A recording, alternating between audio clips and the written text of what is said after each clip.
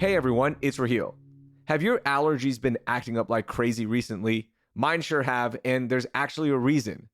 Houston was named the 12th hardest place to live in for people with allergies by the Asthma and Allergy Foundation of America. So today, allergist Dr. Jessica Rajan from Bellaire Allergy and Asthma joins me to explain why H-Town is so bad when it comes to allergies and how you can survive our non-stop allergy season. It's Monday, April 24th. I'm Raheel Ramzanali, and here's what Houston is talking about today. Dr. Rajan, welcome into CityCast Houston. How are you? I'm doing well. How are you? I'm doing all right. Before we even start talking about allergies, I want to ask you, do you have any allergies? I do. Yes, I do, in fact. I'm allergic to a variety of pollens, dust, and cats. So where does an allergist go for her allergies? I'm sure. So typically I either see a colleague who works in my office or I kind of take care of myself. All right, that's good to hear. Okay, so we always hear about, people saying my allergies are acting up. But what exactly does that mean? Like, are most people allergic to pollen? Could it be something else? Is it just an excuse to say that they have a fever or cold and they don't want to admit it? What is that? Sure. So if they truly know that they have allergies that have been diagnosed, they're usually referring to, yes, pollens, which are things like grasses, trees, and weeds, but it could also be things like molds, cats, dogs, so animals, and even a dust mite or cockroach. People don't realize cockroach is actually a pretty common allergy in Houston as well. And so when their allergies are acting up, it could be that they have had increased exposure to something that they're allergic to. And so now they're having increased symptoms as a result of that exposure. Wait, like cockroach as in cockroaches? Is that Like they're the allergic to that? fecal material. Yeah, which is pretty disgusting. Oh, wow. I did not know that. Like, how common is that? Pretty common, actually, unfortunately. So we usually recommend for those patients that they decrease their exposure, which nobody really wants to have a pet cockroach. It's not like their goal in life, but yeah, we recommend that they follow extermination and, try to get rid of the cockroach infestation if that's occurring. Interesting. So in the new study that we saw, the Asthma and Allergy Foundation of America, the researchers found that climate change is responsible for about 50% of the increase in pollen seasons and about 8% of the increase in pollen concentrations. Have you noticed more patients on hotter days coming into your clinic? So not necessarily on hotter days, but what they found with climate change is that it's overall affecting the levels of pollens that we're seeing, so the amount of pollen produced, and also it's extending the duration of the pollen season. So again, the trees, grasses, and weeds, we're seeing in higher amounts over extended periods of time. So it doesn't necessarily correlate with hotter days per se, but we're just seeing longer seasons. And so people are affected for longer periods of time. And so that can affect a variety of allergic diseases. So whether it be allergies, like what you're familiar with in terms of runny nose, stuffy nose, nasal allergies, but then also symptoms like for asthma. So with the allergies that you mentioned, like, of course, they're a big problem here, right? And we were the 12th hardest place to live in because if you have allergies, then with that information out there, do you think that is true? Like, are we one of the hardest places to live in because of allergies? For sure. So I have a number of patients who will tell me they've lived in a variety of cities and they've never had allergies, or they had mild allergies until they moved to Houston. So some may say that Houston's a hotbed for allergies, so to speak. And part of it is we don't have true seasons in terms of the cold weather that other parts of the country may experience. And so because of that, that lends itself to just in general longer pollen seasons. All right, so when you're walking around on a spring day or a summer day and you just see that yellow film on cars, are you just preparing like, oh, it's going to be a busy day or it's going to be a busy week? Oh, definitely. So usually when that is occurring, patients start calling us. We're having people that are new to the clinic coming in, but also established patients that are calling us saying that they're having a flare of their symptoms, wanting to be seen. So that's definitely a sign that we're having increased pollen counts and that you're likely going to have increased symptoms. All right, so what tips do you have for Houstonians dealing with tree, grass, weed pollen allergies? Yeah, so unfortunately, with those kinds of pollen allergies, you can't really avoid them. We're not expecting you to live in a bubble necessarily. Yeah. So we know you have to go outside. And so outdoor exposure is when you're going to be inhaling these pollens and developing these symptoms. So we still want you to be able to live your life and enjoy the activities outdoors, but just be cognizant of the fact that you're having a high pollen count day in Houston. And so that means, number one, paying attention to the pollen counts. And so I usually use the City of Houston Health Department's website. I find that to be really reliable, and they report the pollen counts Monday through Friday. And so you can look to see before you leave your house, are we having elevated pollen counts, and are they the items that you're allergic to? And if that's the case, then we'd recommend pre-medicating or taking your medications that morning before you go outdoors.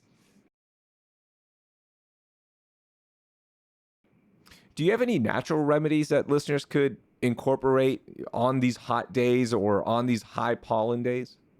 Yeah, so for sure we recommend medications, but in terms of natural remedies, things that I recommend people do are if they're mowing the lawn, let's say, and they're allergic to grass pollen, I will recommend that they wear a mask while mowing the lawn.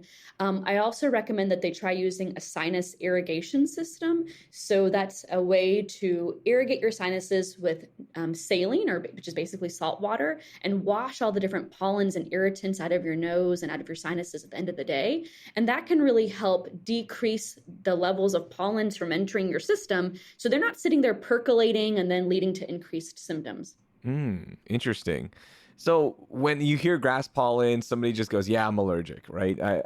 Or when they're outside, go, "Oh yeah, pollen's bad. I'm just allergic," and they probably haven't gotten a test done. Do you recommend getting an allergy test done for every listener that's out there, or is that something you just know kind of because of the high pollen days and you have symptoms?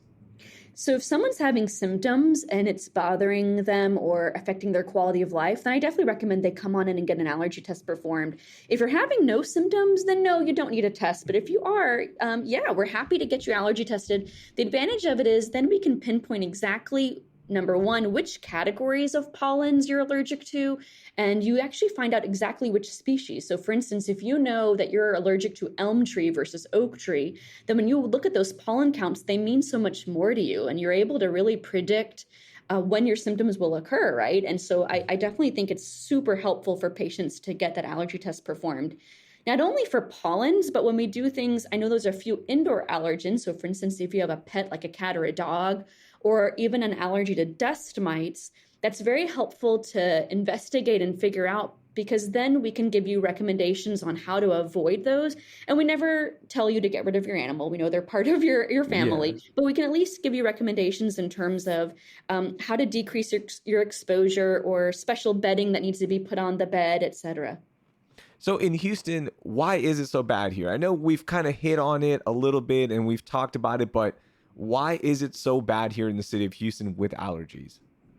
So it's bad, number one, because of our higher temperatures. And so we're warm. When we don't get a hard frost, the pollens don't die off, so to speak.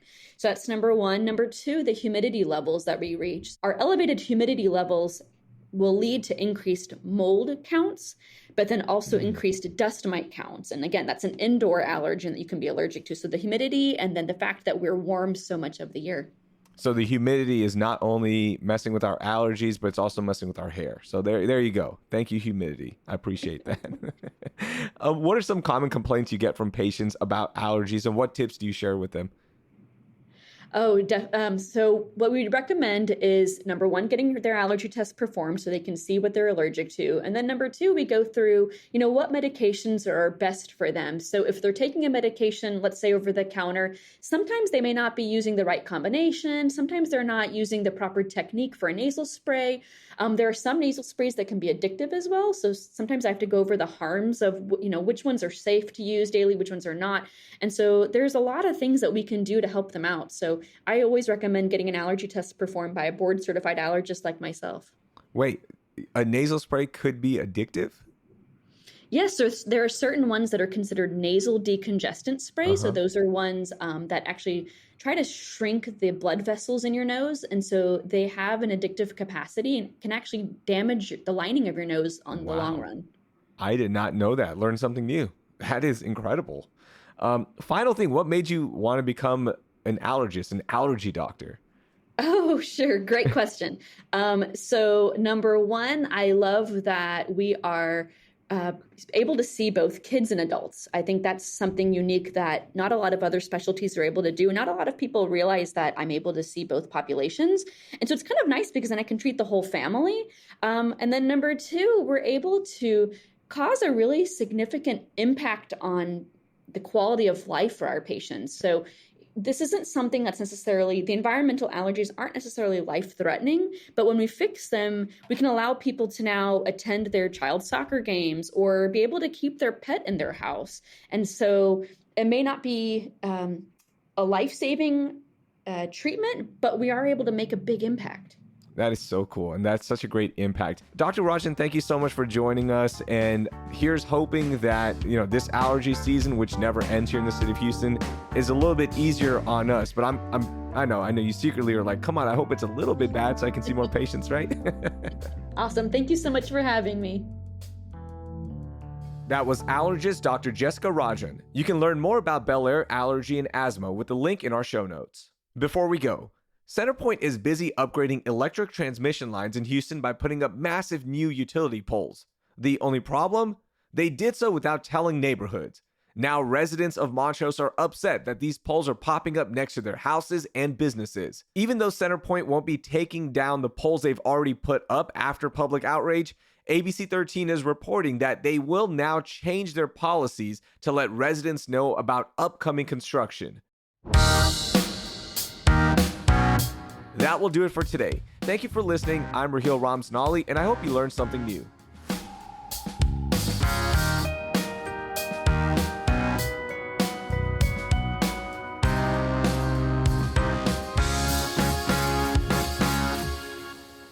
Cool.